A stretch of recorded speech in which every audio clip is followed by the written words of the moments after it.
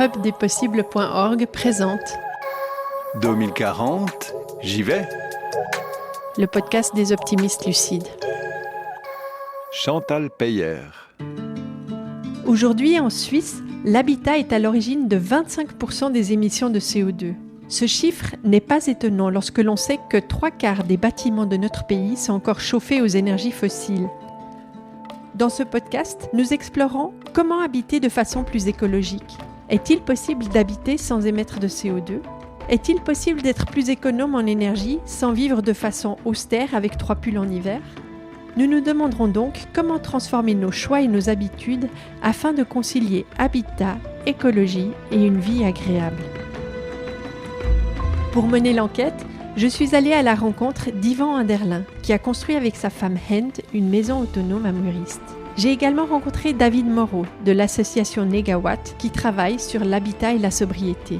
Et comme toujours, nous terminerons par un voyage en 2040.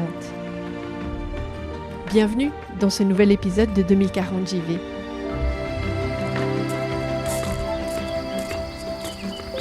Pour arriver à la maison d'Yvan et de Hend, il faut traverser les vallons de la campagne fribourgeoise. La maison est au bout d'un chemin sans issue, seule maison en paille et en bois dans un quartier de villas en béton.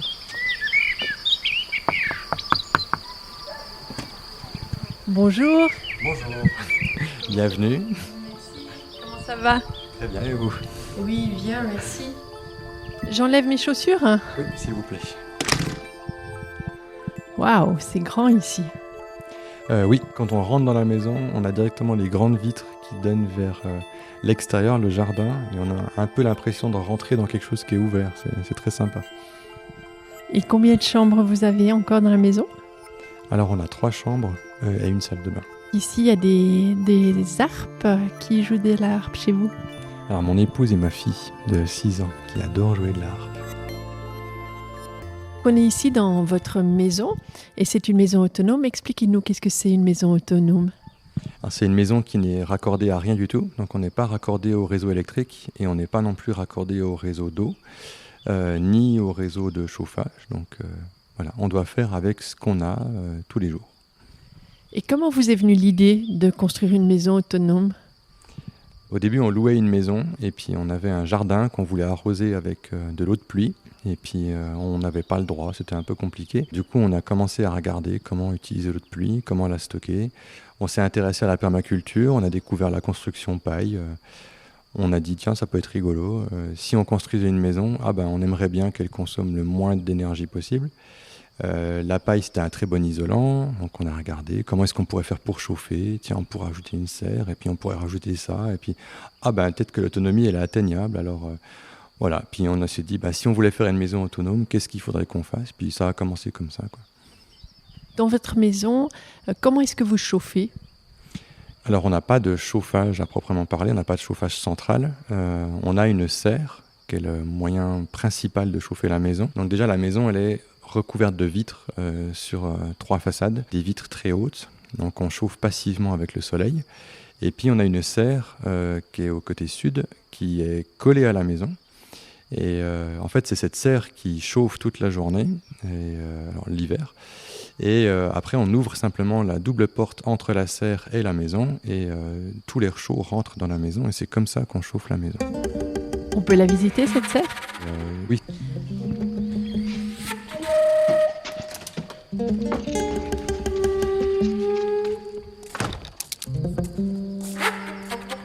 Donc là, on est dans la serre. Décrivez-nous à quoi ça ressemble. Alors la serre, elle est assez allongée parce qu'elle court tout le long de la maison et puis la maison est assez haute, donc elle fait à peu près 4 mètres de haut. Elle est aux 2/3 pleine terre, on a juste recouvert de copeaux de bois et puis il y a un tiers où on a dallé, juste pour y vivre, quoi. On a installé un hamac, on a une petite table, les enfants peuvent jouer et puis dans la partie pleine terre, on a 4-5 bacs dans lesquels on cultive. En hiver, admettons, il fait moins 10 degrés, il y a de la neige. Comment est-ce que cette serre suffit à chauffer votre maison ? Alors l'hiver, c'est plutôt janvier, février, mars. On a beaucoup de lumière en cette saison. Donc on a facilement 28, 30, voire 35 degrés dans la serre, même si on a du moins 10, moins 15 dehors. Et puis la période la plus compliquée, on va dire, c'est novembre-décembre, parce qu'on a peu de lumière et puis il fait assez gris. Donc là, la serre, elle va pas chauffer des masses, quoi. Mais c'est pour ça qu'on a un tout petit poêle d'appoint, tout petit, qui a 3 usages. Déjà, il maintient la température dans la maison. On met 3 bûches par jour à peu près. Et puis, on peut cuisiner dessus aussi. Donc, ça économise de l'électricité. Et puis, en même temps, on récupère cette chaleur pour chauffer l'eau chaude sanitaire. Donc, il a 3 usages.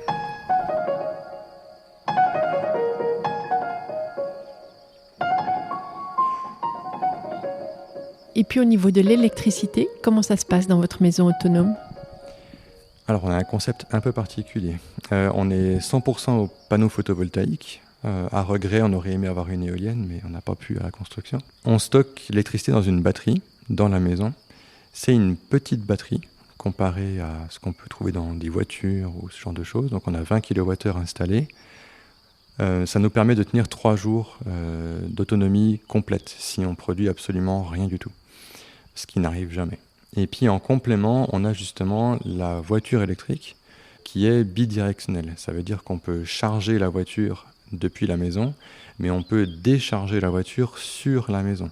Donc en fait, on rigole un peu en disant qu'on a une batterie statique et une batterie mobile, quoi, une batterie sur roue. Donc il suffit qu'il fasse beau une journée, on charge la maison, on charge la voiture, et puis après on est tranquille pour quasiment 10 jours, 11 jours, sans souci. Mais la voiture, quand vous l'utilisez, ça la décharge ? Alors oui, ça la décharge, mais la consommation d'une maison est bien inférieure à la consommation pour rouler. Donc en fait, même si il fait très mauvais par exemple et on veut recharger les batteries de la maison, ça nous prend même pas 10 ou 15% de la voiture. Et votre voiture électrique, donc, vous la chargez aussi uniquement avec les panneaux solaires ? Vous ne la chargez pas du tout avec le réseau de la commune ? Non, alors l'hiver, des fois on va pouvoir se charger dehors, parce que l'autonomie c'était pour la maison, pas pour le transport. Mais on est autonome en transport aussi 9 mois de l'année. Donc ça, c'était pas anticipé, mais c'est assez rigolo de rouler pendant 9 mois gratuitement, quoi, littéralement. Et au niveau de l'eau, donc vous avez poussé le concept d'autonomie assez loin et il touche aussi l'approvisionnement en eau. Comment ça se passe ? Alors, ça tombe du ciel. Donc on utilise uniquement l'eau de pluie, 100%, qu'on stocke dans 2 cuves qui sont enterrées à côté de la maison. On va juste pomper l'eau de ces cuves et puis c'est ce qui approvisionne tout le réseau d'eau de la maison. Donc on n'a pas de calcaire, puis c'est une eau qui est très bonne parce qu'elle a quasiment aucun polluant. On a quelques filtres et puis c'est bon, on a une eau qui est ultra potable. Et ces réservoirs, ils contiennent combien de litres d'eau ? Alors on a 2 réservoirs de 9000 litres et puis on avait calculé le volume en disant il faut qu'on tienne 3 mois avec les cuves à moitié vides à une apocalypse de sécheresse, pas possible. Et donc on avait regardé sur les 16 dernières années quelles étaient les pires sécheresses et on a dit il faut qu'on survive 3 mois dans ces conditions-là. Pour donner une idée aux auditeurs et auditrices, est-ce que vous consommez beaucoup d'eau par rapport à une famille lambda suisse ? Alors j'ai plus le chiffre exact, on va pas être pointilleux, mais il me semble qu'en Suisse la consommation d'eau moyenne par individu est de 200 litres par jour. Ça paraît délirant, mais voilà, c'est la réalité. Nous, on est à peu près à 60 litres pour 4 personnes. Donc vous vous douchez très peu, vous ne faites pas beaucoup de vaisselle ? C'est ça, d'ailleurs on a 1 mètre d'écart entre nous deux à cause de l'odeur. Non, en fait l'autonomie, elle est atteignable aussi parce qu'on consomme très peu d'énergie, de ressources de manière générale. Donc pour l'eau, on a des toilettes justement qui consomment que 1 litre au lieu des 6 litres. Et puis pour la douche, on a une douche qui consomme 60% d'eau en moins à cause de micro-gouttelettes et tout ça. La lave-vaisselle aussi consomme à peu près 20-25% d'eau en moins qu'un lave-vaisselle classique. Et ces 3 postes-là permettent de réduire énormément la consommation d'eau du foyer. Et c'est pareil pour n'importe quoi. Pour l'électricité, on a aussi des appareils qui sont très économes en électricité. Alors comment ça se fait si finalement le choix des appareils permet tellement d'augmenter l'efficience qu'on ne soit pas tous à utiliser ces appareils ? Alors, il faut demander aux politiques. C'est eux qui mettent les règles. Pourquoi est-ce que les toilettes à 1 litre d'eau par chasse ne sont pas obligatoires ? J'en sais rien. On n'a pas de toilettes sèches. Personne ne fait la différence avec des toilettes classiques. Ça réduirait par un facteur 6 le stress sur l'eau à l'échelle du pays. J'en sais rien. J'ai pas la réponse. Pareil pour la consommation d'électricité. En fait, on consomme 25% d'eau chaude en moins qu'une maison standard, parce qu'on a un petit appareil qui est un échangeur eau-eau placé sous la douche par exemple, où en fait, on récupère les calories de l'eau chaude pour préchauffer l'eau froide, ce qui fait qu'on a moins besoin d'eau chaude. Et ben ça, c'est un appareil qui coûte 400 francs. Pourquoi c'est pas subventionné ou voilà, pas obligatoire dans une nouvelle construction? J'en sais rien. Et réduire à l'échelle d'un pays, en tout cas pour toutes les habitations, de 25% la consommation d'énergie, c'est bien au-delà de ce que la Confédération pourrait rêver. Et c'est très très simple. Et comment vous avez acquis toutes ces connaissances sur la construction ? Internet. On a découvert beaucoup de choses par Internet. On était très curieux, on a cherché. Il y a beaucoup de gens qui partageaient leur expérience sur des blogs. Et puis, on a beaucoup lu, énormément. Et puis, la curiosité, quoi. Vraiment, on a poussé le truc jusqu'au bout, cherché comment est-ce qu'on pourrait combiner telle ressource avec telle ressource, la ventilation avec la chaleur et tout ça. Et puis, trouver les bons appareils qui fait qu'on en réduit. On n'en a pas 150. Puis voilà, vraiment, on a beaucoup de gens qui ont fait des recherches avant nous et puis on s'en est inspiré. Est-ce que ça a été difficile ?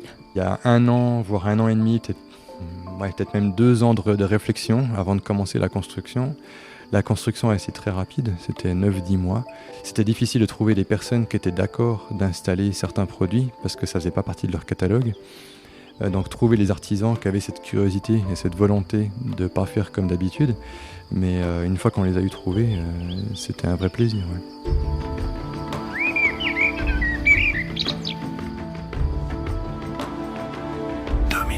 J'y vais. Le podcast des optimistes lucides.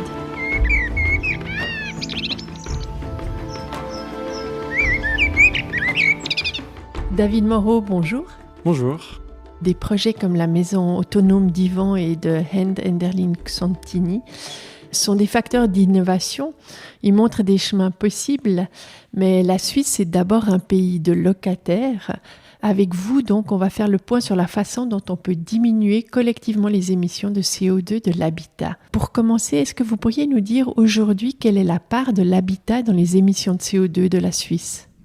Oui, bien sûr. Alors, je vais peut-être d'abord commencer par la consommation d'énergie. Il faut voir qu'en Suisse, le secteur du bâtiment aussi, avec le tertiaire, consomme 50% de l'énergie et c'est environ 1/3 des émissions de CO2. Un autre tiers est pour le transport et un 3e tiers pour l'industrie. Donc, 33% des émissions de CO2 qui sont émises chaque année par la Suisse viennent de l'habitat, de nos logements. Oui, alors dans ce tiers d'émissions de CO2, il faut voir qu'il y a le chauffage qui est responsable de la moitié, donc 1/6 de la consommation d'énergie et de CO2. Donc le chauffage consomme beaucoup d'énergie parce qu'on habite dans des logements relativement grands et aussi qu'on chauffe beaucoup nos logements. Et ensuite, après, c'est tous les gestes du quotidien comme faire tourner nos machines à laver le linge, le sèche-linge, qui vont aussi venir consommer de l'énergie et donc émettre du CO2 derrière selon la façon de produire cette énergie. Donc là, si je reviens aussi sur la thématique du chauffage, il faut voir que la plupart des bâtiments sont chauffés au mazout ou au gaz aussi maintenant. Donc beaucoup d'émissions de CO2 simplement par combustion. Comment ça se fait que aujourd'hui, encore en Suisse, on ait autant de maisons qui soient chauffées au mazout? Les constructions les plus simples à mettre en place il y a une 20-30 d'années, c'était une cuve à mazout dans le sous-sol et puis simplement brûler ce mazout. Et ensuite, on n'a évidemment pas suivi l'évolution technologique à mettre en place des pompes à chaleur, d'autant plus que de toute façon, les carburants, le mazout était pas cher, n'est toujours pas très cher. Et donc, on reste sur ces solutions qui sont... ou en tout cas qui étaient économiques et dans un non-changement parce que rénover, ça coûte aussi cher. Pour un locataire aujourd'hui, quelles sont les actions principales qu'il peut entreprendre pour diminuer ses émissions de CO2 ? Alors je vais en donner 4. La première, c'est réfléchir à son chauffage. Comment est-ce qu'on peut diminuer son chauffage, la température de logement ?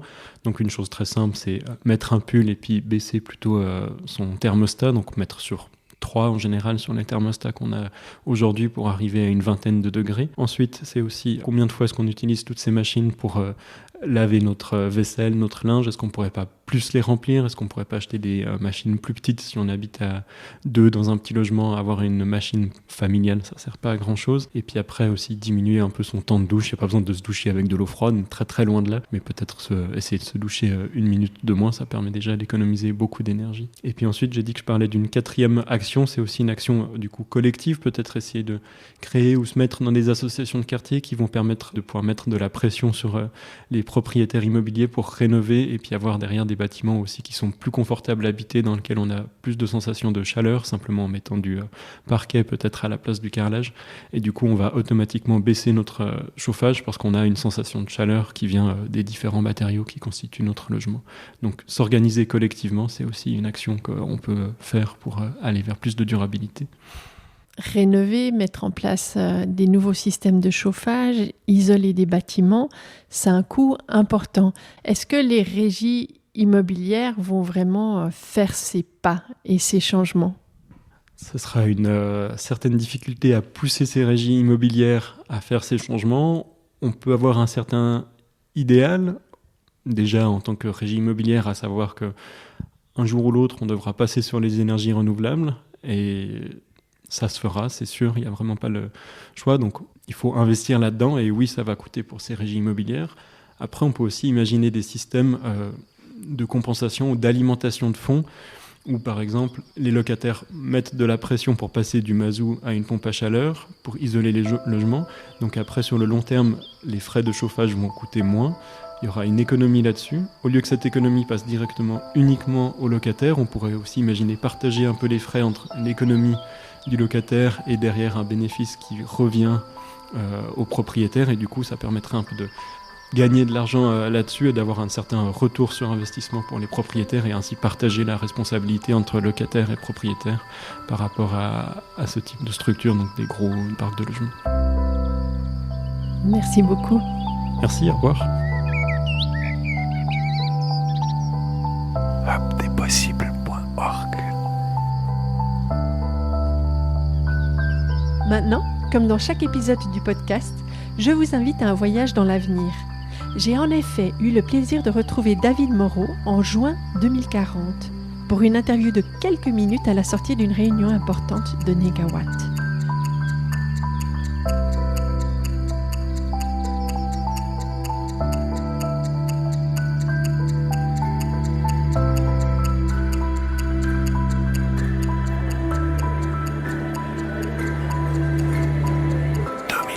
J'y vais.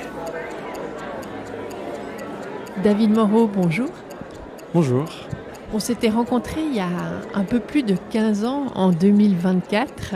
Aujourd'hui, on se retrouve parce que vous avez juste terminé une assemblée générale très particulière de Négawatt, lors de laquelle vous avez voté la dissolution de l'association. Comment est-ce que vous vous sentez ?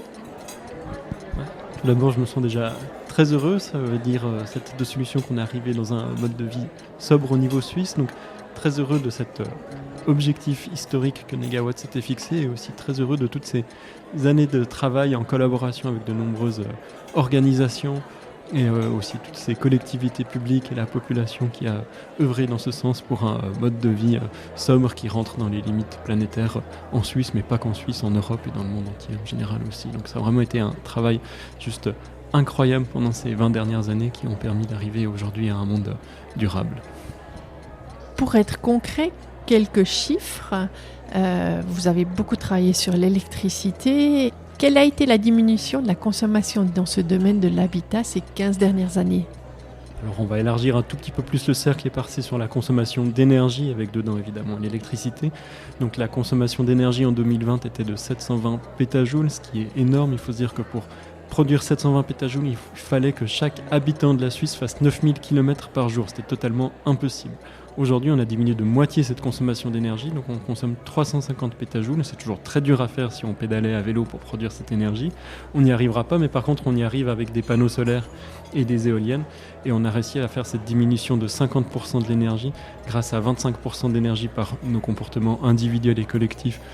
Donc chauffer moins et derrière nous mettre des infrastructures qui permettent aussi de chauffer moins. Et de l'autre côté, justement, améliorer aussi l'efficacité des bâtiments qui permet aussi d'économiser 25% d'énergie.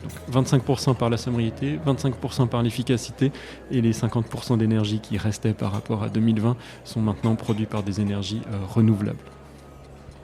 Une des mesures phares qui a eu lieu, ça a été cette diminution de la surface habitable. Comment ça s'est mis en place ? Alors ça a commencé, toutes ces évolutions se sont faites à différents niveaux. Ça a vraiment commencé au niveau communal et cantonal, qui ont ensuite mis la pression sur le niveau de la confédération.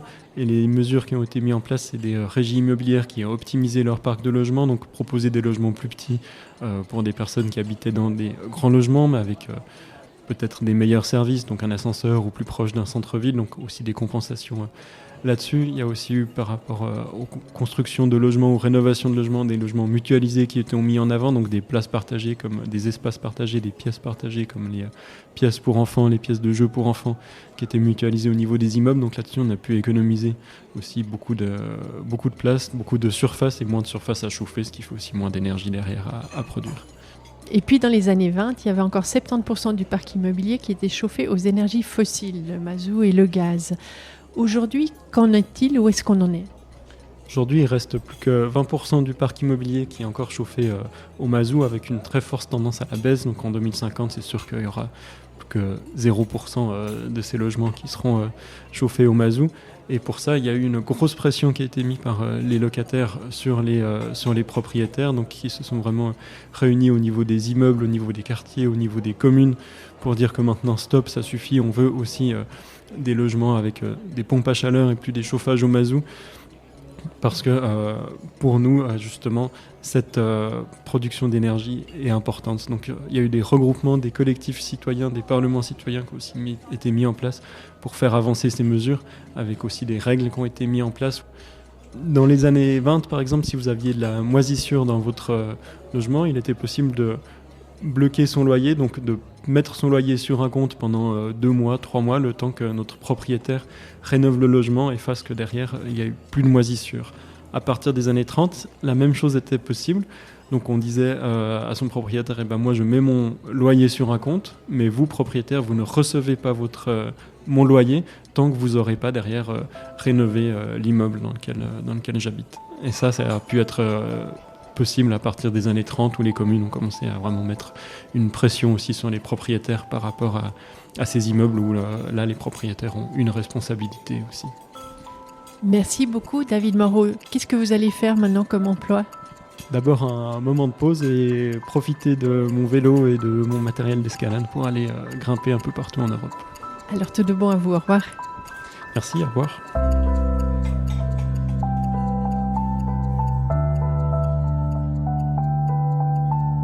Yvan Anderlin nous l'a démontré de façon remarquable en nous faisant visiter sa maison autonome. Un avenir écologique dans l'habitat ne rime pas avec austérité et privation, bien au contraire. Leur maison faite de paille et de bois est accueillante et chaleureuse. On a envie de s'y installer, de prendre un café et de rester toute la matinée à discuter. Ce d'autant plus qu'Yvan parle avec passion de ce projet qu'ils ont réalisé avec sa femme à la force de leurs rêves. Quant à David Moreau, il a mis en lumière les gestes que nous pouvons faire en tant que locataires pour diminuer notre consommation de chauffage et d'électricité.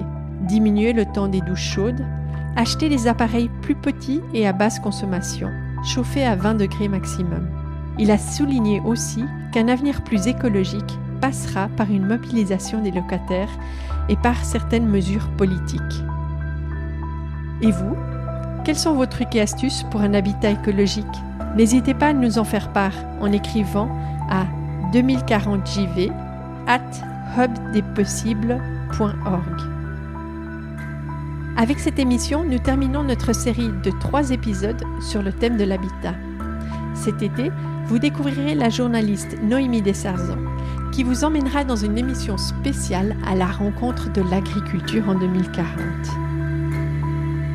Pour ma part, je vous retrouverai à la rentrée pour une nouvelle série du podcast 2040 JV. À bientôt!